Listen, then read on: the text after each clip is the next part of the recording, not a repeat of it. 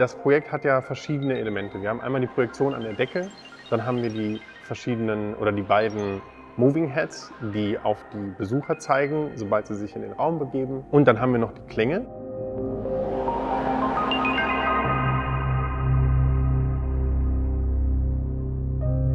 Und um das alles zu steuern und zusammenzubringen, haben wir Touch Designer benutzt. In dieser Ansicht kann man eigentlich ganz gut sehen, was passiert. Wir können hier einmal ein 3D-Modell der Kirche zeigen. Das 3D-Modell habe ich mit einem iPad erstellt, also mit dem LiDAR-Scanner, um die verschiedenen Positionen der verschiedenen Elemente zu bestimmen. In diesem Fall vor allem die beiden Moving Head-Positionen, weil das war ein bisschen tricky, die virtuellen Positionen und die Realpositionen übereinander zu bringen. Wenn das einmal passiert ist, ist es eigentlich relativ einfach, die Moving Heads auf die Position auszurichten, aber quasi diese Messung zu machen, war am Anfang etwas tricky. Also hier sieht man zum Beispiel aus dem Scan die Position eines Moving Heads an dieser Position.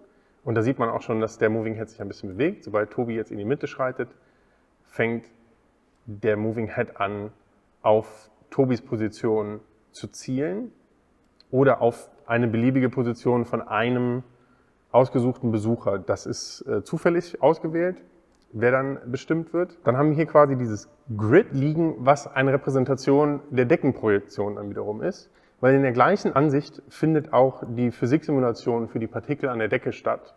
Wenn man einmal unter den Boden geht, das hat perspektivische Gründe, warum ich das unter den Boden gelegt habe, dann sieht man hier in Ansätzen die Partikelsimulation.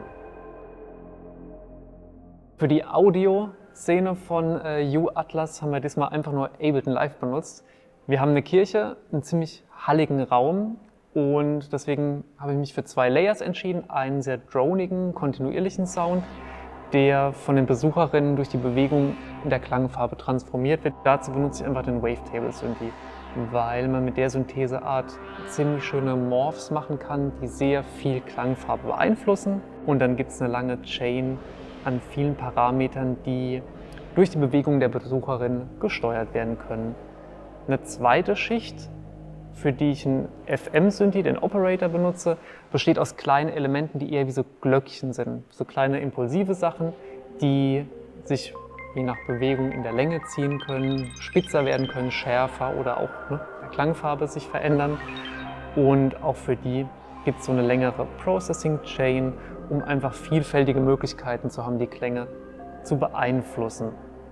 Der wichtigste Part ist aber, dass die Klänge sich im Raum bewegen können. Wir haben ein quadrophones Speaker-Setup, das heißt, die Lautsprecher stehen quasi im Kreis an allen 4 Ecken um die Besucherin verteilt im Raum.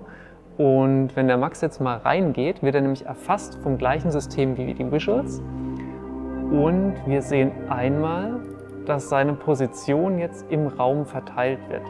Und dazu habe ich 2 verschiedene Layer angelegt, die unterschiedlich stark die Klänge verteilen. Das heißt, die eher flächigen atmosphärischen Klänge bleiben einigermaßen im Raum konstant, während die eher schärferen, die man auch besser orten kann, stärker verteilt werden.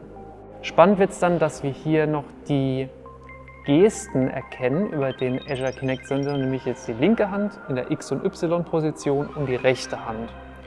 Und je nachdem, wie die Besucherinnen gestikulieren, das heißt die Hände tief oder hochhalten, beeinflusst das dann letzten Endes die ganze Klangformung für eine Klanggestaltung, sodass sie im Endeffekt uns gefällt hier im Raum.